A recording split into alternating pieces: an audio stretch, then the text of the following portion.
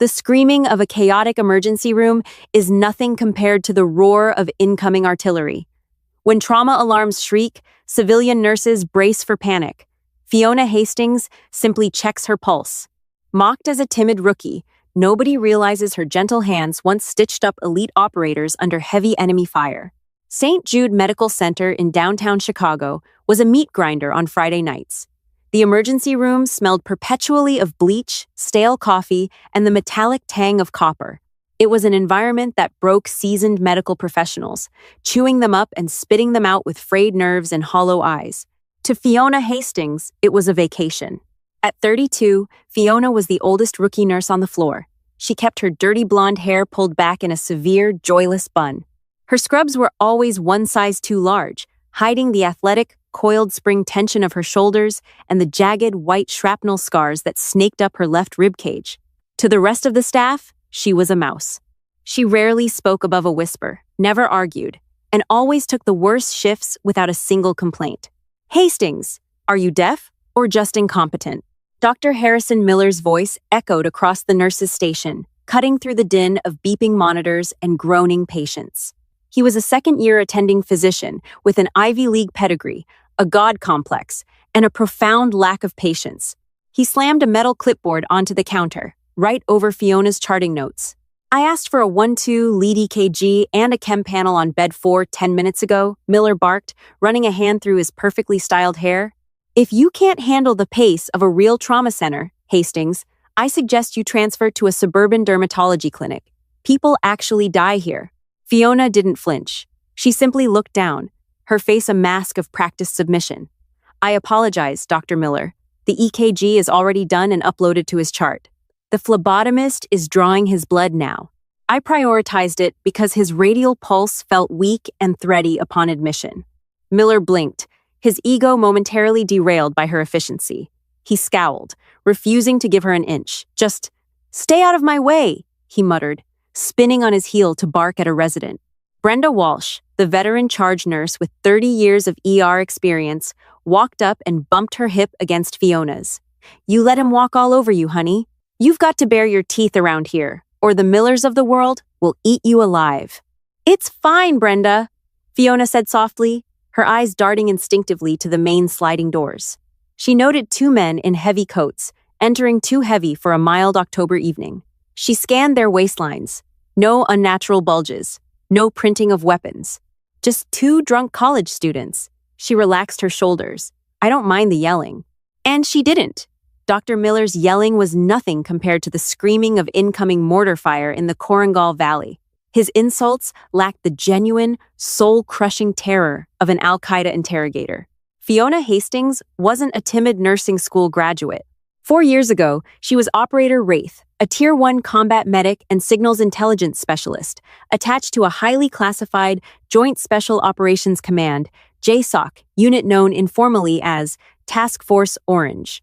She had patched up Delta Force operators under heavy machine gun fire in Mosul. She had performed emergency field tracheotomies in the pitch black of the Helmand province, using nothing but night vision goggles and muscle memory. She had spent a decade operating in the shadows, ghosting in and out of hostile nations until a catastrophic IED blast in Syria wiped out half of a Ranger chalk she was attached to. Fiona had survived, dragged 3 men out of a burning Stryker vehicle, despite having a punctured lung, and was quietly awarded a Navy Cross that she could never wear in public. When she was honorably and medically discharged, the Department of Defense scrubbed her file. As far as the civilian world was concerned, Fiona Hastings spent her 20s working as an administrative assistant for a logistics firm in Virginia. Nursing was supposed to be her quiet retirement, a way to still save lives, but in a clean, brightly lit room where nobody was actively trying to kill her. She deliberately played the role of the slow, timid rookie. It kept her invisible. It kept her safe from the memories. "Hey, Hastings," Tyler, a 23-year-old fellow rookie nurse, jogged past her carrying a stack of IV bags. "We've got a belligerent drunk in Bay 6. He's throwing things. Security is 5 minutes out. Don't go in there." Fiona nodded, but as Tyler walked away, she heard a crash and a sharp yelp from Bay 6. It was the young female orderly, Maya. Moving with a sudden, fluid grace that betrayed her frumpy scrubs, Fiona slipped into Bay 6. A massive man, easily pushing 250 pounds, was cornering Maya, his fist raised, spit flying from his lips. "I said get me out of these damn restraints," he roared. Before the man could swing, Fiona stepped into his peripheral vision. She didn't shout or posture. She simply reached out with her right hand, her thumb and middle finger finding the precise cluster of nerve endings behind his clavicle and the brachial plexus. She applied exactly 30 pounds of targeted pressure. The man's eyes rolled back. His knees buckled instantly as his central nervous system received a massive, agonizing reset signal. Fiona caught him by the collar, easing his massive frame onto the striker gurney as gently as a mother putting a child to bed. Maya stood trembling in the corner, staring in absolute shock. What did you do?" Fiona immediately dropped her posture, hunching her shoulders back into the timid, rookie persona. She let out a breathy, nervous laugh. "Oh my goodness, I think he just passed out. He must have stood up too fast and had a vasovagal syncope. Can you help me get his legs up?" Maya nodded slowly, still staring at Fiona's hands. "Yeah, right, passed out." Fiona went back to the nurse's station, quietly picking up a stack of fresh charts. She was perfectly content being the invisible gray woman of St. Jude Medical. But the universe, it seemed, had other plans. The shift from chaotic to catastrophic happened at exactly 2:14 a.m. The trauma radio on the wall crackled to life with a frantic screech. "Street Jude ER, this is Chicago Fire Rescue Unit 44. We are declaring a mass casualty incident. Multi-vehicle collision on the I-90 bridge, compounded by an active shooter situation at the scene. We have multiple criticals inbound, ETA 3 minutes. I repeat, brace for mass casualties." The ER froze for a split second before erupting. Brenda hit the overhead alarm. The flashing red lights of a code black bathed the hallways in a sinister, rhythmic glow. "Clear the bays!" Dr. Miller shouted, his voice cracking slightly as the reality of the situation hit him. "Move all non-criticals to the waiting room. I need crash carts and bays, 1 through 4, now." Fiona felt a familiar, icy calm wash over her. The adrenaline hit her bloodstream not as a chaotic panic, but as a sharply focused drug.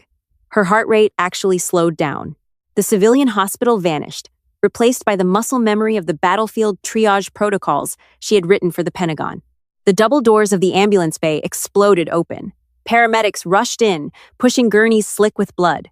The noise was deafening screams, the screeching of wheels, the rapid-fire shouting of EMTs handing off patients. Male, mid-30s, multiple gunshot wounds to the chest and abdomen. GCS is 8, BP is 70 over palps, dropping fast, a paramedic yelled, shoving a gurney into Trauma Bay 1. Dr. Miller rushed to the bedside, snapping on gloves. "Transfer on 3! 1, 2, 3!" They moved the patient onto the hospital bed. The man's chest was a mess of torn flesh and arterial blood. He was gasping for air, his lips turning a terrifying shade of cyanotic blue. "He's got a tension pneumothorax," Miller said, his hands visibly shaking as he stared at the expanding chest cavity. "We need a chest tube." "Hastings, get me a chest tube tray." Fiona stood on the opposite side of the bed. She looked at the patient's neck. The jugular veins were severely distended, and his trachea was visibly deviating to the left. He didn't have minutes for a surgical chest tube setup. He had seconds. "Dr. Miller, we need to decompress him right now." "He's going into cardiac arrest," Fiona said. Her voice was no longer a whisper. It was an unnervingly calm, commanding baritone that belonged to a combat veteran, not a timid nurse. "I said, get me the tray!" Miller screamed, panic setting in as the heart monitor began to wail in erratic rhythm. He grabbed a scalpel, his hand trembling so violently he nearly dropped it. He was freezing.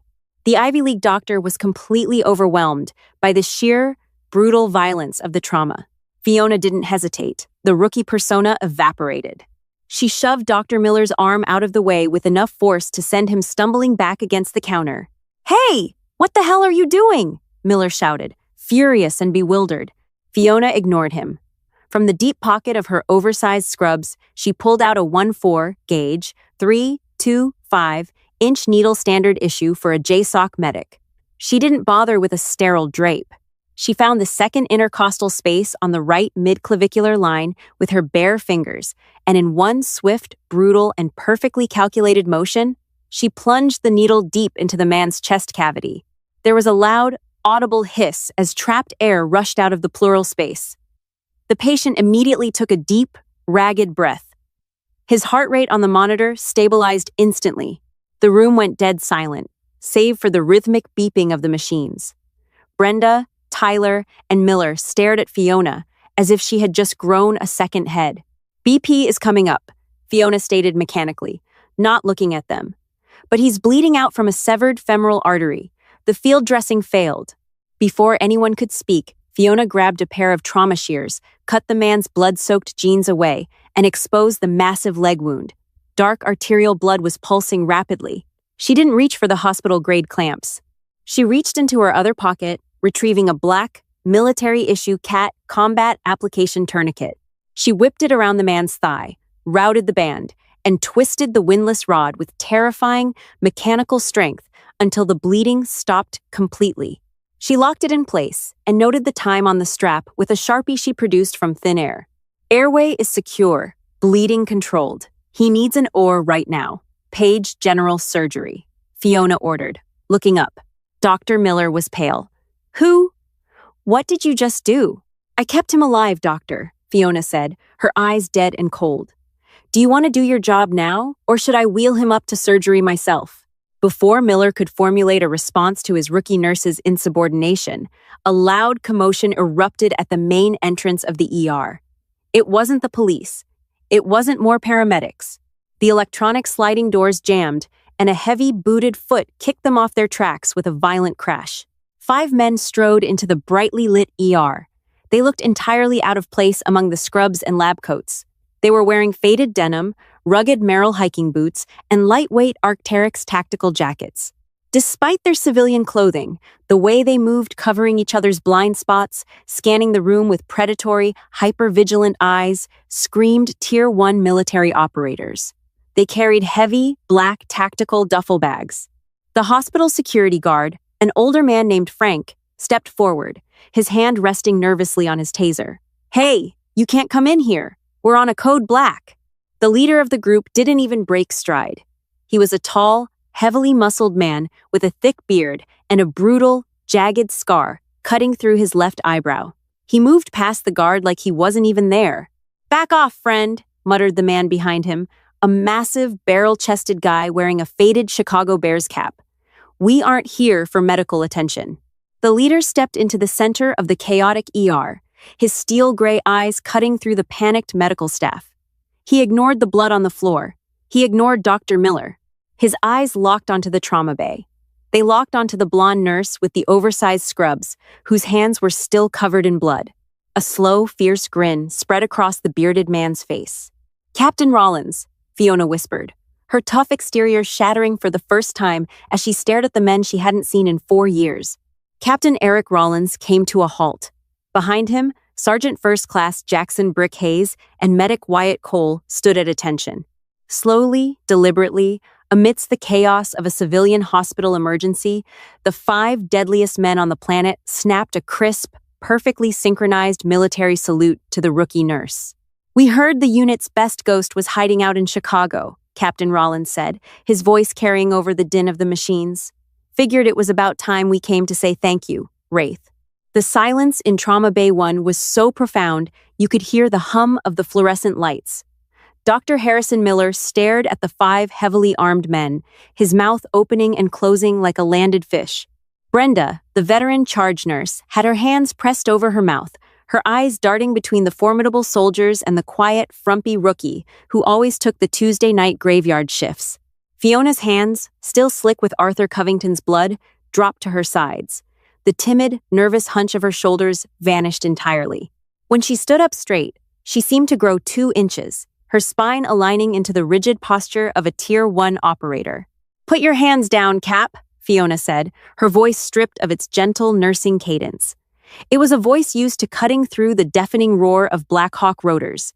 "You're in a sterile field, and you're compromising my cover." Captain Rollins dropped the salute, a grim smile playing on his lips.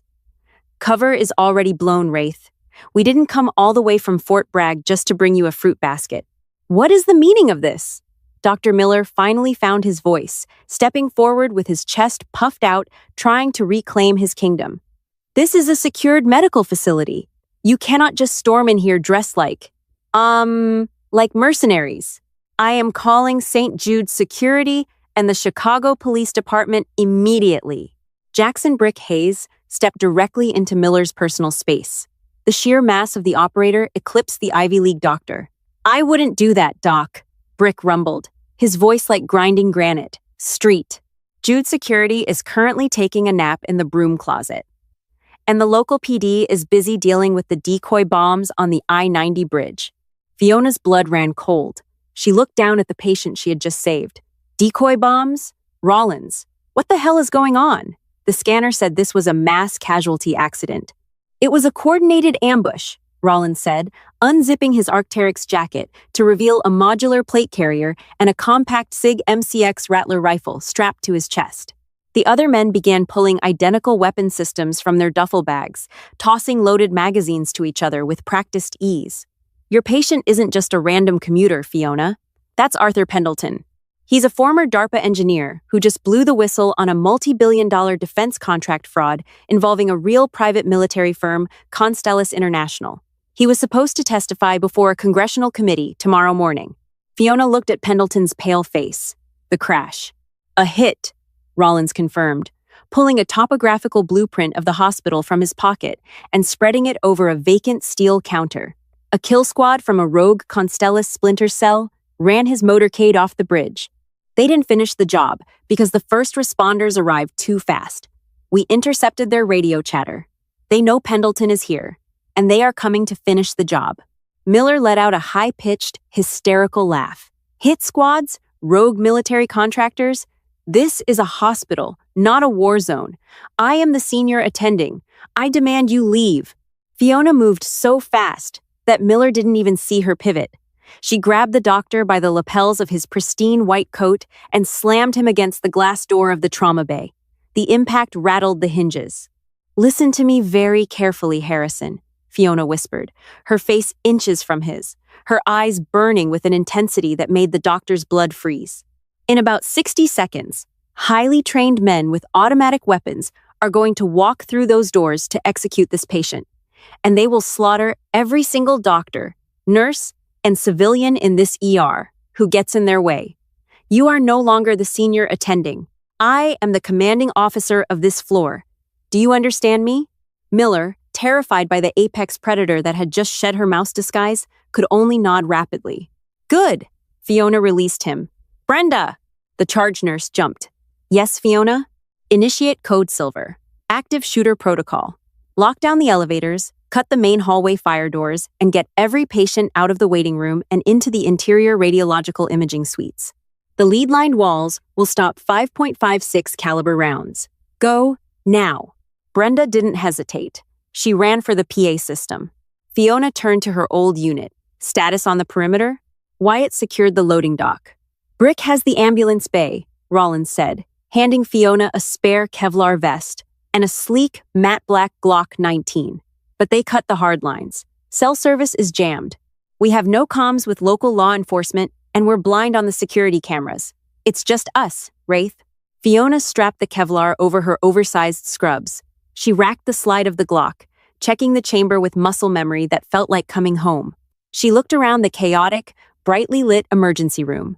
It wasn't the deserts of Syria, but a battlefield was a battlefield.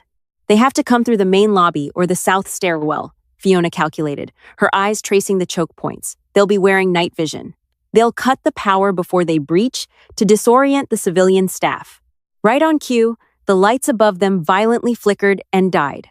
The ER was plunged into absolute, suffocating darkness, save for the eerie, glowing red emergency exit signs and the faint, battery-powered green screens of the heart monitors.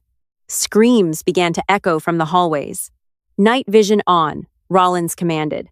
The 4 operators flipped down the 4-tube panoramic NVGs mounted to their bump helmets, their eyes becoming glowing green insectoid lenses in the dark. I don't have nods, Fiona said, gripping her weapon. But I don't need them. I know every inch of this floor. Here they come, Wyatt called out from the hallway. South stairwell door just breached. I've got multiple footfalls. Heavy gear. Let's welcome them to Chicago, Fiona said. The heavy, reinforced fire doors of the south wing blew open with a deafening crack of breaching charges. Smoke billowed into the dark emergency room corridors. Through the haze, 6 figures, dressed in tactical black, advanced in a perfect diamond formation. They moved with silent, lethal precision. Their rifles raised, infrared lasers cutting through the smoke. These weren't street thugs. They were highly paid professionals here to do a surgical job and leave no witnesses. From the shadows behind the nurse's station, Fiona waited. She didn't have heavy armor or a rifle, but she had the deadliest weapon of all: home field advantage. The point man of the hit squad swept his rifle toward Trauma Bay 1, tracking the beep of Arthur Pendleton's heart monitor. As he stepped past the crash cart, Fiona struck. She didn't use her gun. She grabbed a massive steel D-cylinder oxygen tank. With a vicious, horizontal swing, she brought the tank crashing down onto the point man's helmet.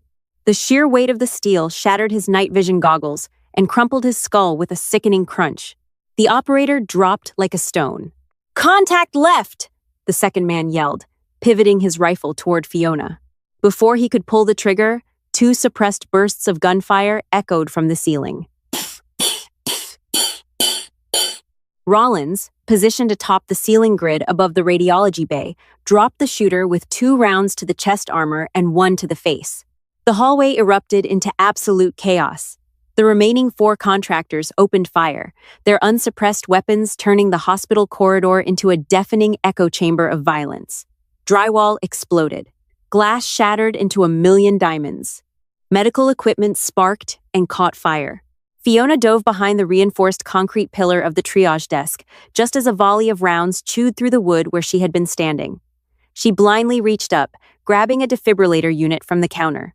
She ripped the paddles from their holsters, cranked the dial to 360 joules, and tossed the activated machine into a puddle of IV saline that was rapidly pooling across the linoleum floor from a shattered supply closet. "Brick! Drop the hammer!" Fiona screamed over the gunfire. Brick Hayes, hiding behind a flipped striker gurney, slammed his boot into the main water pipe running along the floorboard. The pipe ruptured, sending a massive wave of water flooding down the corridor, meeting the saline puddle. The 2 advancing contractors stepped into the water, just as the defibrillator discharged into the conductive pool. 360 joules of raw, unadulterated electrical current surged through the water and straight into their boots. The men seized violently, their muscles locking up as the electricity scrambled their nervous systems. They collapsed backward, their rifles clattering to the floor. 2 left. Fiona drew her Glock. She popped out from the pillar, firing 3 rapid shots. Her first bullet missed, shattering a computer monitor. Her second and third caught the 5th contractor in the shoulder and thigh, sending him crashing into a glass partition. The final contractor, the squad leader, realized the ambush was failing. He abandoned the formation, sprinting wildly toward Trauma Bay 1 to finish the job on Pendleton. He kicked the door open. Standing directly in his path, completely paralyzed by fear, was Dr. Harrison Miller.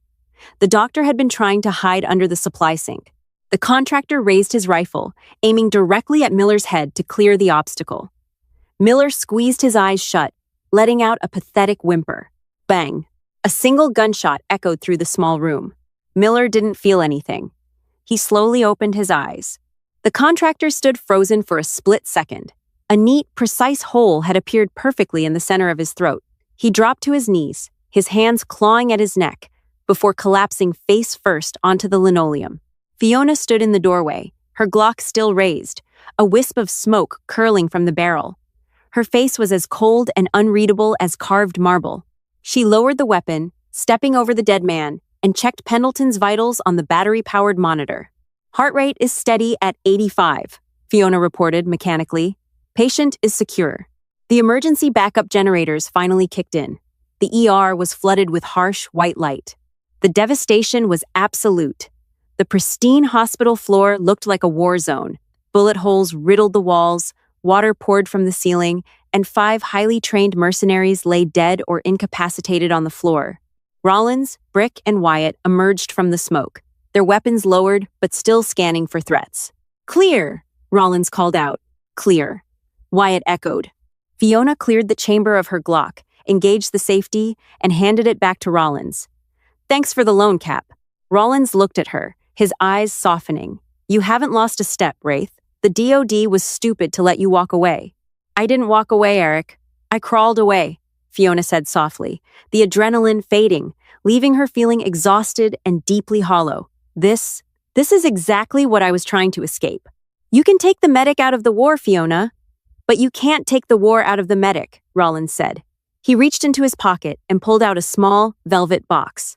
He pressed it into her blood-stained hands.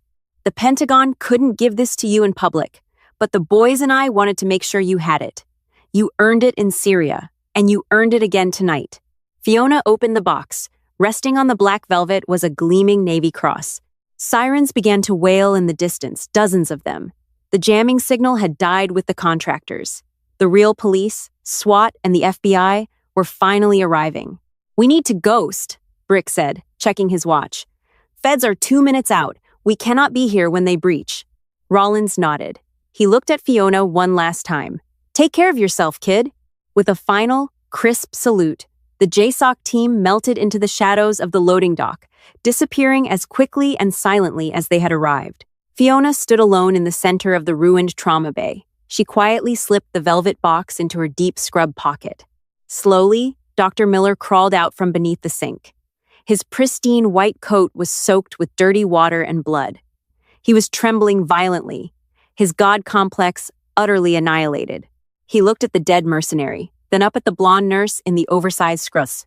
He realized, with absolute certainty, that he had spent the last 6 months bullying a woman who could have killed him with her bare hands in a dozen different ways. Hastings, Miller choked out, his voice a pathetic whisper. I don't. Fiona didn't look at him. She grabbed a clean towel, wiped the blood from her hands, and picked up a fresh clipboard. Dr. Miller, Fiona said, her voice dropping back into its quiet, subservient whisper. The police will need statements, and Bay 4 still needs that chem panel reviewed. I'll go check on the phlebotomist. She walked out of the trauma bay, leaving the shattered doctor staring at her back. St. Jude Medical would never be the same. The staff would whisper the rumors forever. But one thing was absolutely certain. Nobody on the floor would ever yell at the quiet rookie nurse again. If Fiona's unbelievable transformation from quiet rookie to elite JSOC operator had you on the edge of your seat, smash that like button. We all know a hero hiding in plain sight. Share this incredible story with your friends to remind them that the strongest warriors rarely boast about their scars.